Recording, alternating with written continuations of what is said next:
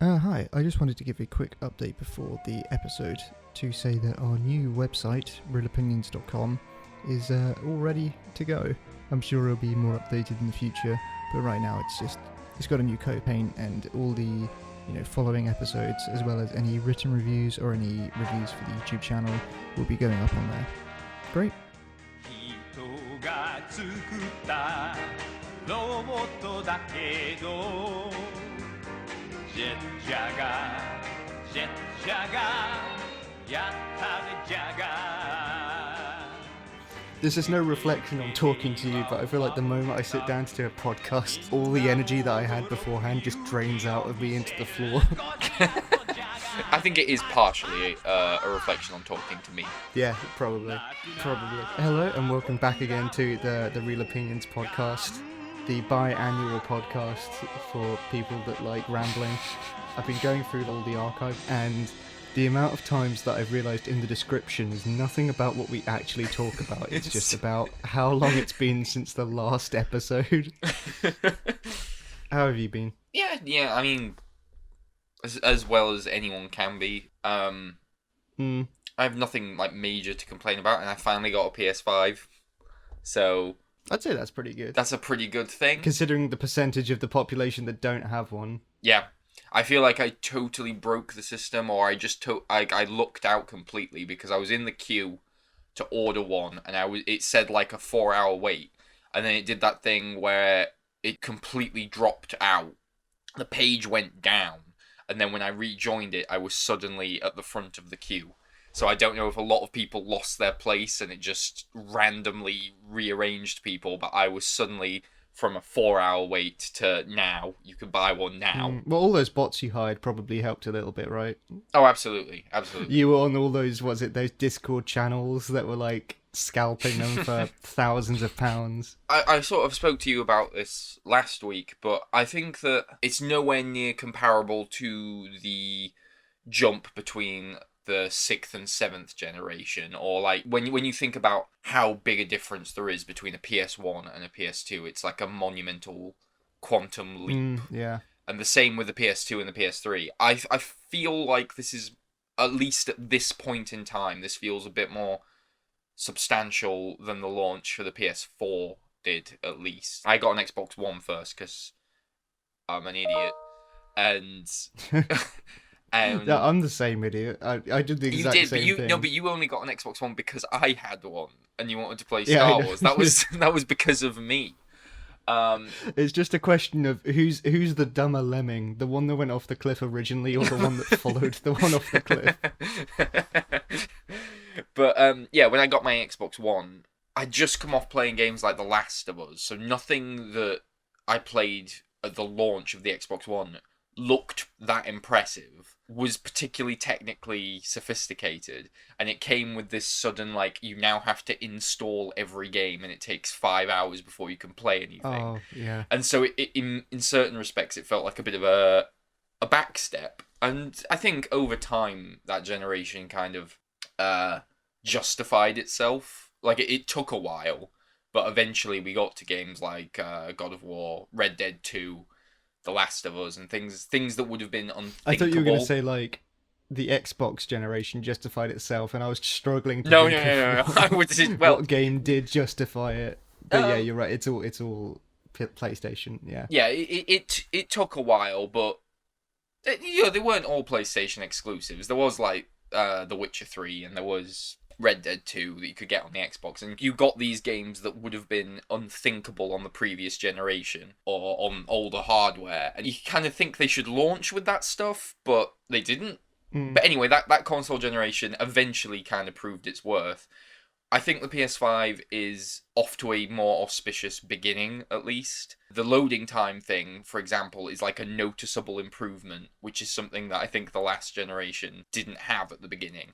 You put in a game and it just starts after you've installed it after you spent 3 hours installing it, I mean.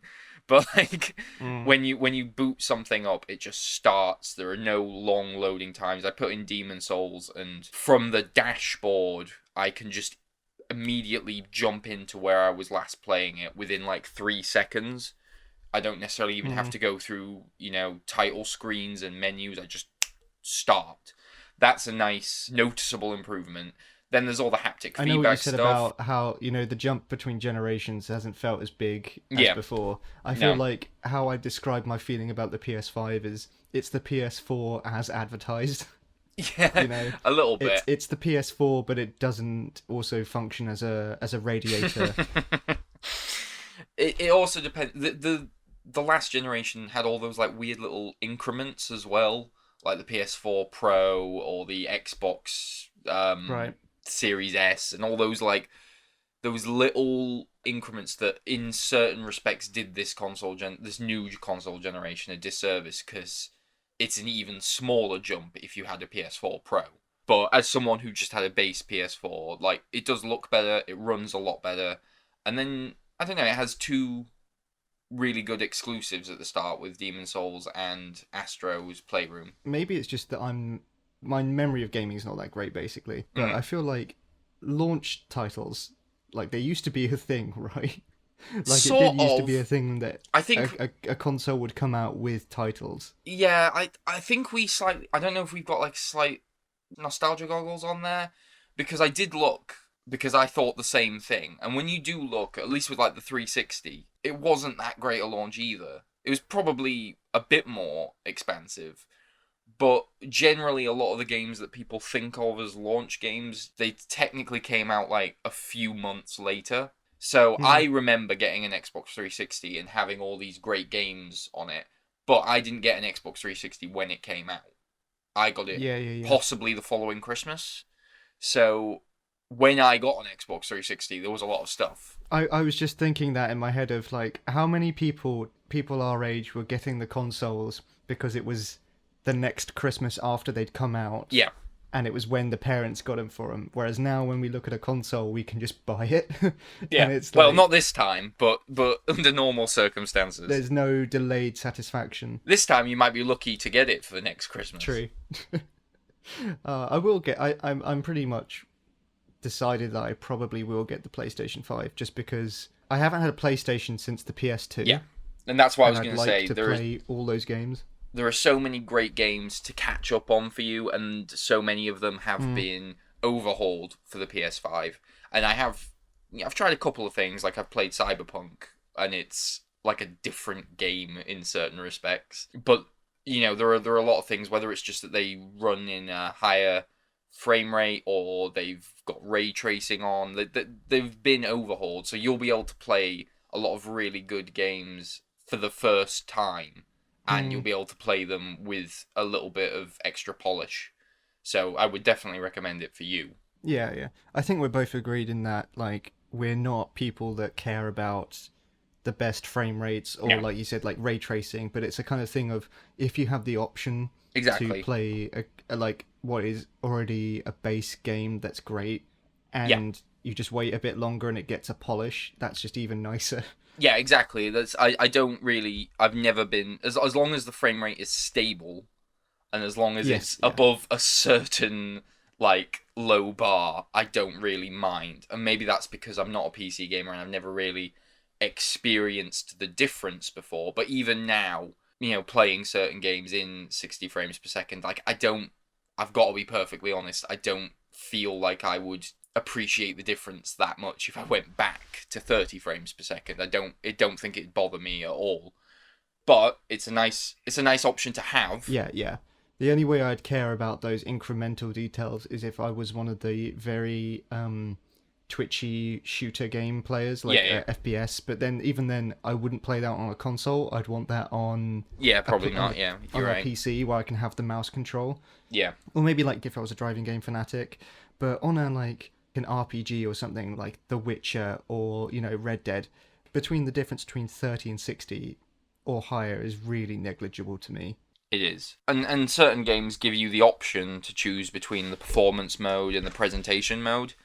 And it's not a game changer like some people have said, but the DualSense controller is really nice. It not only is it just ergonomically, it feels really good in your hands, but the little haptic feedback things that are shown off in Astro's Playroom, they're cool, and they sort of make you smile whenever you encounter them. So, like, you walk out into a rainy area, Astro puts up an umbrella, and then you sort of feel, like, the pitter-patter of the individual raindrops against your hands, and that stuff's nice. It's not totally game-changing, but I would want to see it in more games. It would, like, every time it happened, I did go, like, oh, that's a cool new way that they've used it.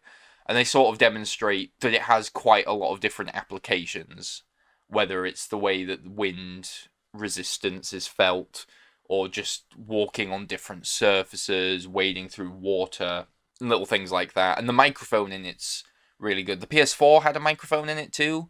Oh, did it? But I didn't know that. It did, but it never got used. That's what I was going to say. It's like, I think The Last of Us Remastered is the only game that I ever played that used it, and it was only when you picked up tape recorders and pressed play it would come out of the dual shock controller. Oh. But right, okay. it's good on the PS5. There's like a monkey ball bit, and when you're rolling on a rocky surface, the sounds coming through, and combined with the vibrations, it's a good illusion when those two things are working together to sort of psychologically trick you into feeling like it's doing more than it probably really is. Yeah, it works. It's good. Again, it's the same thing of I like the polish, but I understand it's all marketing, but I don't believe anything when it's like, I don't think anything truly like revolutionary for gaming has come out in the last decade or so. Maybe VR, but it's not there yet. Yeah, it's not. I mean, it's not accessible for most people, whether it's financially or because they don't have the living space to use VR. Like, I couldn't use a VR headset in this room because I'd be knocking shit over everywhere if I did. Yeah, I don't know where I would bloody put one. Yeah, but it's just a case of I don't see that being accessible for like 5 years. A while. At least. Yeah. I like those like details where they make you, like you said, it's a small thing to kind of get you more into the feel of the game. I appreciate little stuff like that. It's good because unlike certain gimmicks or peripherals, it doesn't detract or make things harder than they need to be. Like, sometimes things like motion controls can actually be counterintuitive, and you're sitting there trying to figure out how to perfect the exact movement it wants, when a simple button press would probably be more immersive because you're not sitting there in your chair like awkwardly faffing around. Whereas this just strengthens the immersion without making things more difficult or more fiddly, which is what I quite like about it. Like, it's just an extra on top of the usual controls that you'd have with a game. There are a couple of bits where it asks you to like blow into the microphone to push Astro along with a gust of wind or something, but it works. I wasn't there huffing and puffing for like a good 10 seconds trying to get it to register. It just worked. So none of it felt like it was going to make games more difficult to control for the sake of a gimmick, which was nice. And the adaptive triggers are good too. I like the idea, but it's just a case of I know that it will not be used. Do you remember when the Switch came out and it's got HD rumble on it? Yep. You know, the thing that they tried to make, it's like Wii Play, but they just didn't push it as much, but it was called 1-2 Switch, where it was like mini I know the games one to advertise it. It had like a Rock and Sock and Robots game in it, I think. Oh no, that's Robo. That was a separate game, I think. But I know the one. I think it might have had it did have a boxing thing in it though, but like it had literally one mini game where it's like you pretend that the Joy-Con is a little box with ball bearings in, and the idea is that the vibration's so sensitive you can tell how many ball bearings are in the box by rolling it around in your hand. And like, I can't think of a single game that uses HD rumble in any. And that's what happens. Any design. That's what happens with these things. The PS4 one had the thing that, again, only Until Dawn ever really used, where you would have to stabilize it to not move.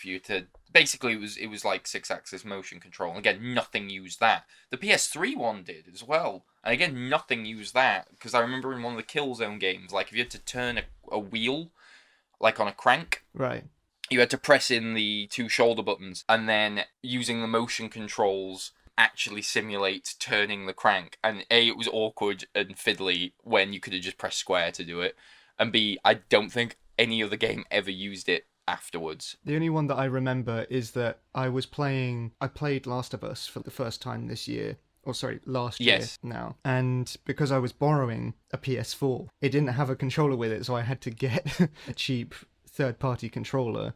And then it would get to the sections where I had to use the torch, and it would then say, shake the controller. Don't you? Yeah, I forgot shake about the that. controller to recharge the torch. And I'm like, I can't, I'm doing it and I can't, because it's, like, I agree with your point about Rumble is only an addition to games. It never going to be something that, it's not an input that you put in, it's just an output that adds to the game. Whereas it's a very minor thing, because if you do buy a PS4, you're going to get the controller with it. But it does cut out people that do use third-party controllers or whatever, you know. And I'm sure there are people who struggle with those kind of movements as well, like just from an accessibility point of view, where people for whom it will be easier to just click in a thumbstick. Yeah. But I think in general, like they've been talking about how haptic feedback and all these kind of features are going to be used, and I think they are.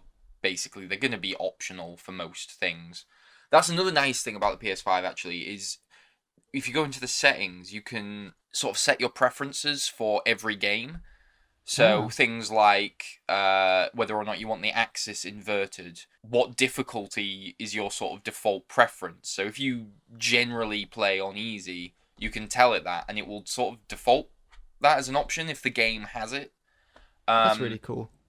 I like. It's not a massive time saver, but it's a neat little additional thing. It was a sort of case where, like, consoles, they went through a phase of they were their own thing, and then they were trying to emulate computers, and now they basically are a form of computer. And that's the same thing's happening with phones, where it's like the moment you get close enough to emulating a computer, you want the same customizability. It's a thing that I didn't really think about until we tried Fallout 76 the other week. Oh, yeah. Just something to play multiplayer together. But going into the start menu, because I was like, oh, I want to change the field of view. I just want to change that because it seemed really shallow. And just not being able to have that is just irritating. And I feel like they've slowly learned that if you can customize it to how you want to play a game, then I think that makes people just a lot more accepting of these things and a lot more willing to put in the time. You know, it means that they're not relying on mods to just add basic quality of life things. Unless you are a proper asshole, there is no reason that you should have a problem with any of those kind of things being implemented. And I have noticed it being more inclusive with various games. Like, if you go into the options of Cyberpunk, this sort of depends on what platform you're using, but there are a lot of options there. In terms of graphical settings, display settings, like more than you would be accustomed to with a console game. If you have it on the PS4, if you turn certain things on and put things on the highest settings, it can cause issues. But Cyberpunk's got a lot of stuff like that. The Last of Us Part 2 was filled with options. And then they kept updating the options, so every time you played the game again, there would be something else that they added in for you to just customize the experience a little more, and it was nice. I didn't really use any of it because I was pretty happy with the standard vanilla experience, but it was nice that there were those options there, and I kind of hope that more games have them. The PS5 gives you that ability to set all those things as a kind of blanket for every game you play, so it would only make sense for the games themselves to be compatible with that, I guess. I really appreciate that, though. Like, it's just small things, but, you know, I don't need accessibility for any games in particular. You know, I remember hearing about when it's sort of a semi-tangent, but when there were the people that complained when the new Mario Kart came out on Switch, because it has a function where the baby mode.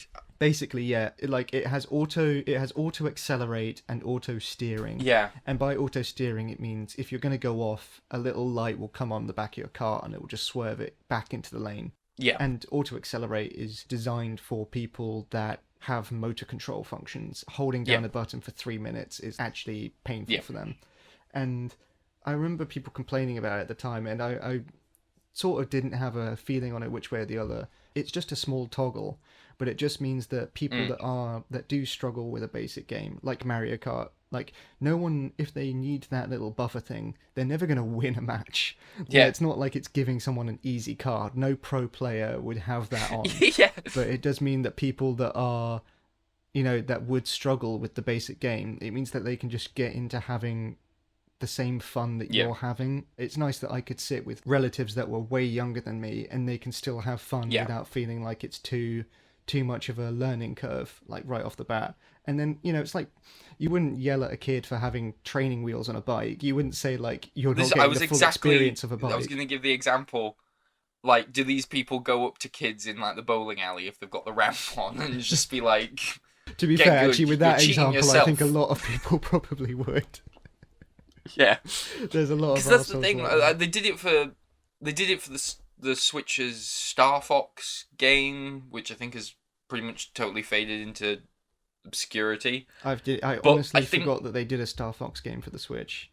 Yeah, and I'm pretty sure that when they did it for that, rather than branding it as accessibility options, it was branded as like, this is for kids, so that kids can play it, you know, for toddlers and babies. And you just have to think, if a toddler and baby enjoying this colourful, bright game about a talking fox upsets you, like, your priorities is... I don't understand. I don't understand why options annoy certain people, but they do. You know, they get mad at the suggestion that a Dark Souls game could have an easy mode. So you don't have to use it. You can still play it in hard, and everyone will continue to not care or not be impressed by you. So what difference does it make? This to lean back into what our podcast is sort of originally designed to be, which is about film. I was thinking about because to talk about accessibility, I suppose in the last year, the last film that we covered was Tenet, and I was trying to think about accessibility. Which was a very accessible film for people with hearing issues. Exactly. Well, that's why I wanted to talk about like the idea of I know they already put out like separate mixes where it's like 4-channel, 8-channel for like home cinema systems, but I would really appreciate it if like they started putting out it was an option to change between different mixes. I was reminded of it because at the moment the Hollywood Reporter are doing home screenings of films for like the award shows. It's 24 hours, you've got to log in and watch it between then and then it's gone. It's like watermarked and everything, so it's quite a good system, to be honest. But I watched Judas and the Black Messiah 2 days ago, and one of the main things I took away from it is that it was like Tenet in that it wasn't the actual recording of the voices, but I could tell that it was definitely just mixed for a cinema, and then they just hadn't thought about putting it on a streaming service where this sound design where the people's voices are kind of hushed and quiet and they're overlapping over each other, and then the music is so loud in comparison that we had to keep going for the volume remote and like changing it back and forth on a talking scene, bumping it up a load, and then on a music scene, taking it down a load. And it's just because they mixed it for a cinema where you've got, you know, sounds coming all around. You've got speakers in front of you, speakers on top of you. And I think if they did the option of audio mixes in the future where you can have it where like with Tenet where the dialogue is bumped up and maybe the music is taken down a bit. I know that kind of inches into how people would say is it takes away from artistic intention, but also I think it's just a case of like director's cuts or whatever, you can still have the original intended version and then have a version that is more accessible for people at home, especially if that is the way that things are going with how you release media. Anyway, that's my mini rant. I know it's old news now, but did you see that interview where Christopher Nolan talked about how he was surprised by how conservative people are when it comes to sound in films. And all I could think was like, he said in there, he gave an example about like, you can now film, that doesn't extend to visuals. People are only conservative about sound. And he gave the example that you can make a film on an iPhone and people will accept it. And all I could think was, well, yeah, that's because they can still see it. Like, the more accurate way would be, like, you can't film a movie with the thumb covering the lens. Then people would complain. This isn't about the format. This is about it being inaudible in some cases. I get that you understand what the characters are saying, Chris. You wrote them. Well, so I think it's but it might be nice if other people could. Like, maybe this is me projecting on the idea of him projecting, but I imagine when he is watching his own films, he's watching them in a mixing studio with decent speakers, decent system, And then if he's watching films at home, he probably has a very decent setup. Whereas I think that I will, for one, like laughing about how I'm watching Christopher Nolan as his films are intended, and you're watching it on an iPod Nano or something. I'm all for laughing about that. But it's also a case of you've got to understand that eventually the film will no longer be in cinemas and it will be on a TV at some point in the future. So you have to, that's where over a lifetime of a film, a majority of people are going to watch it on a TV now. And I think that's just something that people need to be aware of. And it's not, yeah, I do find it like people are, you know, prudish about sound. Yeah. When as if like the average moviegoer will complain about like ever mention sound ever, unless they can't hear what people are saying. I do like the idea That's that the just making something inaudible is like an avant-garde choice. So did you like that film you watched, the Judas and the Black Messiah? Yeah, no, it was good. The sound. It was a mixture of Daniel Kaluuya is the like main guy in it, and he does a really strong American accent, but he also has a way of talking where it's like if you've ever heard beat poetry in America, he will say a sentence very slowly, and then the next two are like really super fast, and all the words blend into one another. And when it's with a really thick accent, when the words are blending into one another with the help of the sound mix, it was a case of around 20 minutes in, we put the subtitles on just to make sure that we weren't missing anything. Yeah. But overall, the film's really good. It's one of those cases where the film is really good. It could have been great, but it was just missing that special thing to push it over to the top. It's about a guy that has to infiltrate the Black Panther movement, and it kind of sets you off on the wrong foot. It takes a while. You get to like a really great scene that was quite tense and really well done, and then it will pull back a bit, and there's two scenes which you're not too fussed about, and then another great scene. Right. So like it feels like it's always on the cusp of, oh, now the film's going to get really good. Right. You know, there are a couple really tense scenes which are really well done, and it's really well shot. The soundtrack's really I'm trying to think of the way to describe the soundtrack. It's kind of sparse, which is quite nice, because when it does come in, it actually draws you in. You know, it's just going to be one of these films where people mention the main two performances, like that's the main thing that they'll focus on. Even though I think that the film's best aspects were, I think, the presentation, and you could tell that it was a director that knew what he was doing. But I just wanted the story to maybe be shuffled around a bit more. It felt like a kind of thing that if you had one or two more drafts, it could have been that bit better. Right, I see. I feel like this year, especially in the last month, I've watched a few of the ones that are like awards tipped in the next few months. Sure. And maybe it's just because people are holding on to like the ones that they really think would be great. Or maybe it's like we talked briefly before we were recording, it's the fact that everyone's seeing them at home for the first time. Like no one's going out to a cinema. It doesn't feel as special when you just watch it on your TV. But I all just feel kind of none of the films from this year have really wowed me or like made me go, that was something that I'll remember as like one of the films from this year. Yep. I'm dreading seeing, for that exact reason, I'm dreading seeing King Kong versus Godzilla on Amazon Prime. Oh yeah, no, that's just gonna be. It's gonna take everything out of it. If there's ever a film that needs to be seen on a big screen, it's King Kong versus Godzilla. And it doesn't matter. Like I've got a very nice TV, but it's not the same. You'll never get that first viewing back. Those two characters mean a lot to me, and I was excited to see this on a cinema screen as an event. And now it's just going to be something that pops up on a streaming service and I'll watch, like, after work. And it's going to be sort of robbed of all that specialness. I did watch one thing that was pretty good, though, that I would recommend to a specialist audience. Not for everyone by any means. But there's an Indonesian film on Shudder called The Queen of Black Magic. Okay. It's a remake of a cult horror film from 1981. Which is also on Shudder, so you could compare and contrast. You can watch them both back to back if you want. That's cool. you don't want to go too much into it because it's got a lot of twists and a lot of turns, and part of it is a mystery as well as a horror film. But it's basically about these kids who were raised at an orphanage. They're not kids anymore. These adults who were raised at an orphanage, they all return to the orphanage because the caretaker is dying. The one who raised them is dying, and they've all gone back to sort of say goodbye, and they all bring their families with them. But it turns out that there's a dark, seedy history to this orphanage, and that people have various secrets that they're not disclosing, secrets from each other and secrets from their families.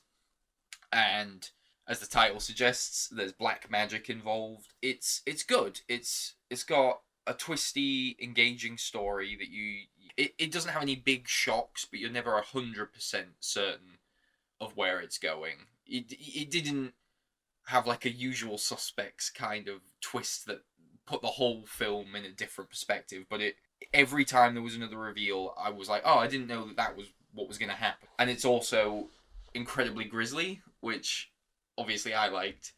The gore and the brutality is really inventive, and they think up really cruel, sadistic things to do to these characters who are themselves not particularly sympathetic, so it's quite fun to watch them go through these things. The only downside for me was that it's far from cheap. I'm sure that in Indonesia, it's directed by the guy who made Headshot, which is kind of an Indonesian blockbuster. Right. So for them, I imagine it is quite a big budget tentpole movie, but it still has certain aspects that just feel like if this had a bit more money behind it, that would have been really cool. There are some gory sequences where you can tell they wanted to show you everything in camera, but they had to cut away, not because they artistically wanted to shy away from things, but because they maybe couldn't do it with the prosthetic budget that they had. For example, there's one bit where someone has their hand possessed, and they start stapling their own mouth shut with a staple gun. Okay. And the way that they show you it is that he sort of puts the staple gun to his mouth, and then you get a shot of his eyes, and then you cut back and the staple's already in his mouth. I know what you mean. Yeah. And it didn't feel, because I know sometimes people like to leave stuff up to your imagination, but this really did not feel like a film that was going for that, because it is quite visceral. It just felt like they couldn't do the effects, or they didn't have the budgets to do them well. So it's constantly sort of not quite showing you everything, or showing you it in a way that's slightly obscured by either someone clutching at their throat because they've had their throat cut, and you can't quite see the prosthetic as you would want to in a film that maybe had a bit more money behind it. But it's inventive enough, it's well acted, and the story is crucially engaging enough to keep you watching throughout. It's not for everyone because it is so nasty, and also because it does have certain things that might make people who don't like horror films roll their eyes, with like characters doing a lot of stupid things, a lot of people splitting up inexplicably. There's like 20 characters, because you've got the 4 orphans and then their extended families, and it's a bit overwhelming at first because I'm trying to learn who everyone is, and you just keep throwing more children at me. But because there's such a large cast, usually a horror film has like 4 or 5 people. Yeah. They have to go. It increasingly stretches credibility when people find themselves on their own. How are you on your own? There's 20 of you. Everyone's splitting up into various groups, and it feels... That's always a problem with horror, but it feels especially pronounced here just because of how many people there are and how many people they have to separate all the time. But yeah, I'd recommend it, and it's also quite a fun thing to watch side by side with the original, which is a very different film, to sort of see what they changed and what they kept the same. I really haven't heard anything about that. Cool, and that's on Shudder, right? It is, yeah. The Indonesian horror section on Shudder is like ballooning all of a sudden, and they've got quite a lot of good stuff there. Not fantastic, but more interesting than a lot of English language horror films at the moment. They have cool ideas, and whilst I know gore's not for everyone, but the way that they handle gore is always different, right, and presents someone like me who's seen everything. I often might find myself kind of wincing or going like, that was different. So it's worth a look for a specific group of people anyway. Yeah, because the moment you mentioned like the gore, I thought, well, it's nice to hear about, but I'm never gonna watch that.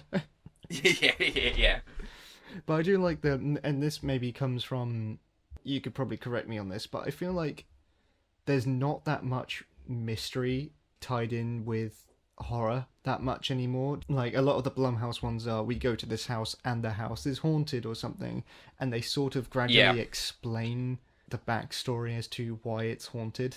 But I don't feel like the actual idea of like mystery ties in with modern horror that much. You may disagree with me. Certainly not. Less so film. Television is often built around it. Like when there's horror shows. I hadn't even thought about TV horror. Yeah.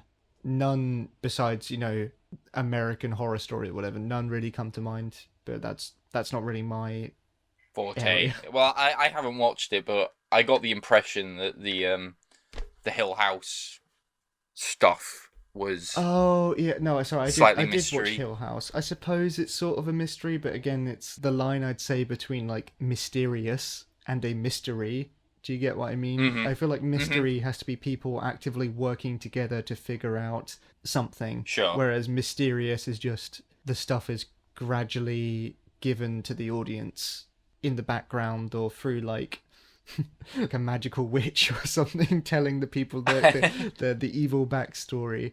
But the last horror film that I probably watched was rewatching The Thing, and I just remember thinking, I really love the idea that there are brief moments of gore and the horror and the attacks, but most of it is them just not trusting one another and them, giving each other the side eye and having to like calm each other down, and it's the tensions between the people, which I think heightens the tension that is also out there. Whereas I feel like in a lot of modern horror, it's more like the only tension between the characters. The tension is when's like, the next loud noise. Yeah. Or one of the group's an arsehole to his girlfriend, and everyone knows he's an arsehole, but they just put up with it. Yeah. Another film that I watched, speaking of things that are sort of robbed with their sense of importance when you just dump them on a streaming service, I did watch Mulan once they stopped charging you to watch Mulan. I completely forgot, but I've also watched Mulan. Wow. I completely forgot I'd watched that. What an event. It was so bland, wasn't it? It was impressive. Because they did change stuff, unlike The Lion King. They did not make the same film again. But what impressed me was how they managed to make it longer and yet also simultaneously add nothing. Yeah. And make the moments that were translated over feel rushed. If you watch the cartoon, when she makes the decision to go to war in her father's place and she like cuts her hair, it's this dramatic moment that they build up to, and you see her cutting her hair and the music swelling and everything. And then you watch the new one, and she just sort of leaves. How is this film longer? And yet it's like the SparkNote summary is somehow longer than the book. It doesn't make any sense. Every time I'm trying to remember something about the film, or like a thought I had about the film, I'm pretty sure everything I'm remembering is a shot from the trailer. Like nothing from the actual film. And it has this. I remember there was a tweet before when the film was going to come out. It was one of the first casualties of the pandemic. So just before the film was going to come out as a proper cinema release, the reviews didn't come out, but the sort of Twitter reactions started to filter through. And I remember seeing one where someone said, it's filled with lots of great nods to the songs. Right. And we both kind of joked like, that's just what I want. Nods. But then you watch it, and it's bizarre because they'll like either play a brief snippet of a song in the score for like 2 seconds, or a character will vocalize a line from the song, and yet who's this for? Do you know who does this appeal to? Like, because I do remember feeling like it's almost like they lost the rights to the songs and were like tiptoeing around the copyright for them. But like, do you get what I mean? Like, who does that benefit? Because there are either people in the audience who are kids that don't know those songs, in which case that's lost on them, and then there are the people who know the original Mulan and know the songs, and they're just like, yeah, do the song. Also, do the song. It's famously known that children hate songs in their films, don't they? Yeah, especially Disney films. Yeah, exactly. And they also hate fast talking, quippy sidekicks that are cute animals. Mm. That was the other. I remember there was because I watched it with Naoma and she got visibly angry at one point when they introduced the human character that was called Cricket to replace the cricket. I forgot they did that. Yeah, it just felt like they were just deliberately provoking them. I got annoyed with Lion King because that felt like an obvious decision from the get-go to make everything uglier and worse. And this one, I didn't have the attachment to the original. I just felt a deep apathy. That's the thing, is it's kind of weird, because on one hand, I found Mulan a less enjoyable viewing experience. But on the other hand, I don't hate it anywhere near as much. It's just completely wiped from my memory. Like, the moment I was done with it, it's gone. It reminds me of a line in Casablanca where I can't remember who says it, but someone says, like, you really hate me, don't you? And he goes, if I paid you much thought, I probably would. And that's sort of how I feel about Mulan. That's a good line. I don't know how we managed to get to talking about Mulan in the end from the PS5. All things come back to Mulan. Did you, on topic of Disney Plus, did you want to talk about WandaVision at all? Yeah, I have you. How much have you watched? Have you still only watched the first two? I'm up to the reveal of the opening the door and the cool cameo, which I agree is cool. Okay. But I'm like, I was a bit confused at first because I was like, I didn't know how much it was just are they actually bringing in the character, or is it just a casting thing? I'm really unsure about it. Right. Well, I know you haven't watched any further than that, but at this point, everyone is still kind of unsure. Okay, cool. They have a full episode dedicated to that cameo character, but you still don't really know. I'm still not entirely smitten with the show that I feel like maybe just my bubble of the internet seems to be. I'm not completely numb to it. I'm still watching it, but I'm going through every episode and I keep feeling like maybe this is the episode where I'll really learn to love this show. And now I'm over... Right. How many episodes are there going to be? 8 in the end? 9. 9. Okay, yeah. So I am over halfway through and I'm not there yet. Yeah. So I don't know. I mean, it's not my favourite show ever, but I'm enjoying it and I look forward to it every week, which is more than I can say for a lot of other shows that I do just give up on eventually. Yeah. I do kind of look forward to what's it going to be this week in terms of the parody. Right, yeah. I just sort of I'm constantly like, I wonder what they're going to do this time. And I think they've done a really good job. They've like observed the cliches of those various different comedies really well. Like I like how when you get to the sort of the 80s-ish one, which is probably the one you most recently watched. Yeah, it was sort of. I don't know exactly which one it's referencing, but it is 80s. Yeah. Yeah, like I like when it gets to that the studio audience go from just laughing to all of a sudden they're whooping and cheering, and they do the oh yeah when there's the dog, and they change as the show changes and goes through time, and then once you get to like the later ones, obviously there's no laugh track at all, and they do just little details like that where I think they've really kind of nailed things that I don't even think about with some of those types of shows. And I really liked seeing Vision as a baby. Yeah, that was cute. I like the little jokes, the 2-second jokes. I find often more enjoyable than like some of the more like dragged out ones. But I think it's a thing of, I feel like I've spent a lot of the time with the Marvel franchise being down on it because it's just the same films in different dressing over and over again sometimes, is how it feels. And then to be like, this is the first thing in a while where they've done something quite different. It's still got elements of what it's still got elements of what like, it was before, and like a whole episode of what it was before, but it's trying but something. But even then, not. I mean, you can sort of reduce anything down to the broadest components to the point where everything is like everything. But generally speaking, even when WandaVision isn't doing the whole sitcom thing, it's still quite different from the average Marvel. Oh yeah, but property. yeah, the thing that I'm trying to get to is that like I feel like because it's trying something new, I feel like I should be more positive to it. But I want to like it more than I currently am, which is just kind of a.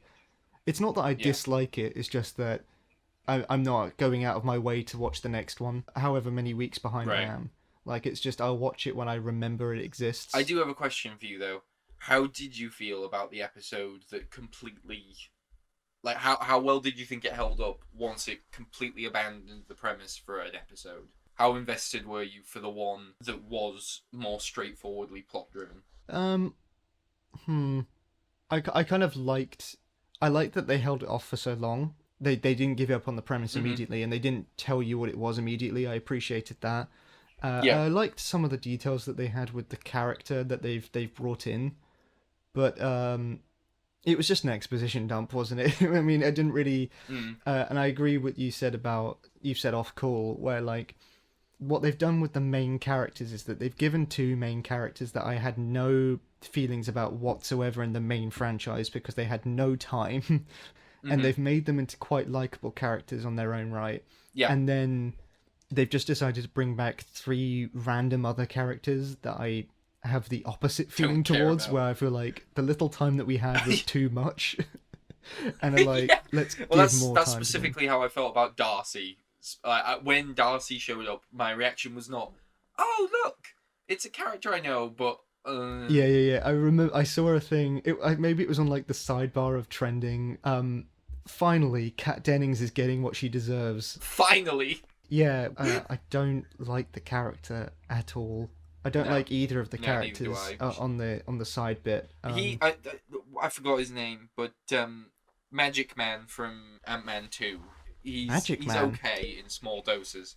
Yeah, he likes magic tricks. Yeah, right, okay. Small doses, yeah, he's more bearable than the other one. There's a... I don't know how to put it down. It's just innately insufferable. That's another good title for this podcast. But it's like it's nothing that I can like point towards like, oh, this line was terrible or that line or it was poorly acted. I just find her character quite grating. Yeah, me too. I don't remember anything about her character in the Thor films either. So it was like... Well, this is the thing. Like, Thor Ragnarok, they basically kind of admitted that they didn't like any of those side characters. So they got rid of all the Earth ones and then killed all of the Asgardian ones. And now they've brought them back and they're like, finally... We dedicated the film to getting rid of them. They're such one-note characters. Yeah. And again, you're further along, they may give them a bit more three-dimension... But like she is snarky scientist. Not those two anyway. They do for Monica Rambeau, but not for the two comedy tag-alongs. Right. But like she's just a snarky scientist character that's just there to give exposition mainly, and then have like one or two quips, and then he's just the sad puppy character. Yeah. He may like accidentally fall into a good idea, but most of the time he's just there to be a bit of a punching bag. And like you said, it's fine in small doses, but you need to develop more of a character around that. That's what you kind of need to do with TV in general. You can have these characters exist in films where you see them for 10 minutes once every 2 years. But if you're making me see them weekly, you need to give me a reason to care. And they did that with Wanda and Vision, more so than they did in any of the films. Like, I actually like those two characters way more. And who knows, maybe that will be accomplished with Falcon and Bucky. Maybe. The thing that I've taken away from it is that I appreciate the character building that they've done more from Wanda and Vision being a fake family. I've gotten more from like the fake over the top character development than I've gotten from the actual, the actual quote unquote show. Right. It's funny that, just by having them follow through these kind of really tropey things, but with an inch of self-awareness, means that it's given them a bit more, depth than I would say most Marvel characters now, which is nice. Yeah. Or it's actually made you somewhat root for them, whereas I feel like they were just kind of plonked together because they didn't have a romantic couple in any of the Avengers films. The other thing that you kind of need to wait and see is we obviously did one of these episodes, it was one of the earlier ones, about the reset button. Yes, and yeah. This contains a pretty big reset that Vision is alive. We kind of need to wait and see how that resolves at the end. I was interested with, there's a very brief moment of, I'd say it's almost like horror in one episode, where they address that. I know the one you mean. That was when good. She sort of sees the body. Yeah, I really liked that like little moment. It was far more effective than any of the low drone try to build the tension music. Just having like one shot that really threw you a bit off balance, I found really effective. I kind of imagine, 'cause I don't remember which episode it was. Have you watched the episode where they get the dog? Yes. Yeah. So they have that discussion where they say like you can't bring people back and death is a thing that you have to accept and get used to. They wouldn't put that in unless that's ultimately where it's going. Mm-hmm. That in the end she'll sort of have to give up on all of this and sort of make her peace with it and let Vision go. Oh yeah. Like it's definitely, there's definitely a correlation between like the journey of in between the different stages of the television shows and what the episodes are doing. Yeah. To like focus on her own introspection on what she's doing. And I do appreciate that it's actually doing some of the more subtle character building that they've done in a Marvel I was going to say just product, but obviously it's because they have the time. They have the time to do it. It's a weird case of, on one hand, I feel like the TV premises that they do every week, I find they overstay their welcome pretty quick. I know you don't feel that, and I know a lot of people don't feel that, but that's how I feel with them. And also at the same time, I wish that I got more genuine development with Vision. And that's just where I'm at with episode 5, I believe. But also I understand it's a different case, that it's him, but it's also not really him. So I can understand why there's a difficult, like he can't develop too much because it's not really him in a way. Mm-hmm. Yeah, I know what you mean. I did really like the element where they sort of took the sitcom aspect, and when they take that and do sort of slightly more weird things with it, rather than just recreating a sitcom, like the bit where they were arguing and she starts the credits to just end it. Yeah, I like that. And then they carry on arguing while the credits are going. Like that was a cool idea. Yeah, I agree with that. Like that was one of the more interesting scenes, and I like the idea of her being able to rewind an episode or change things. Yeah. What was one scene in particular? The scene with the stalk.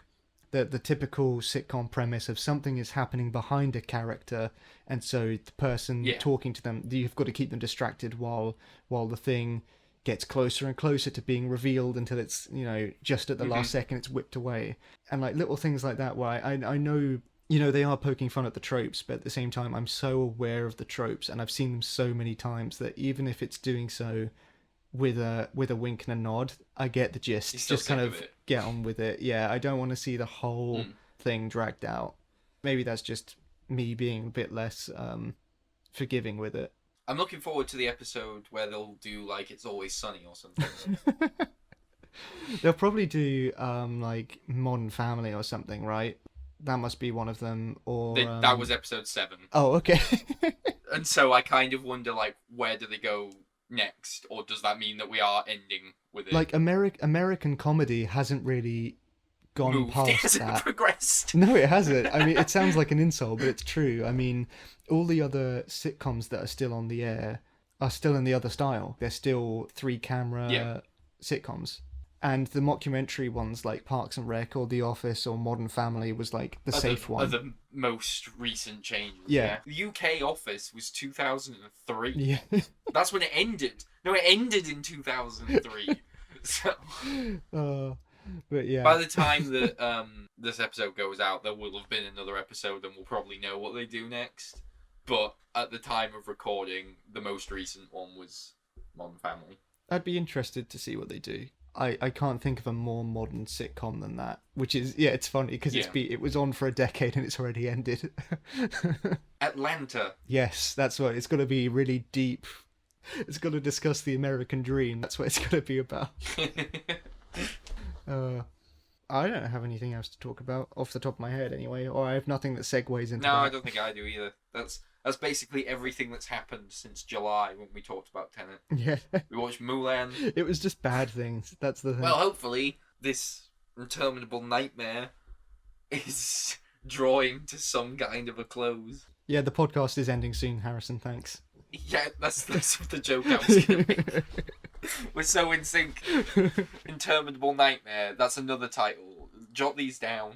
Thank you very much for listening. I'm gonna say nothing about future episodes. You can find more episodes on this feed, as well as we've got our other podcast, which is Backstory Scripts, which finished the Indiana Jones one. The 2-parter there is already out. The best place to find us is probably on Twitter, because you're actually active on Twitter. Hello? Huh? Yeah. Sorry, we do the whole different goodbye thing. Oh, you're trying to think of a goodbye, yeah, right. No, I was looking up how to do bye in Morse code and then thought that's too ambitious for the next 5 minutes, so... You're got to think of like some kind of WandaVision linked one, or you can, you could look it up in, was it, Indonesian? Oh, yeah, that's a good one, yeah, I'll do the Indonesian. Yeah, there you go, okay. Bye in Indonesian. But while Harrison's Googling, thank you very much for watching. Selamat tinggal. You can catch us both on Twitter. I am Jack Gracie. He is Harrison Abbott 13. Yeah, but with one of the T's missing. Okay, great. Bye, I guess. And Harrison. Okay, I'm gonna give it a go. I'm gonna give it a go. Selamat tinggal. Oh, I'm so sorry.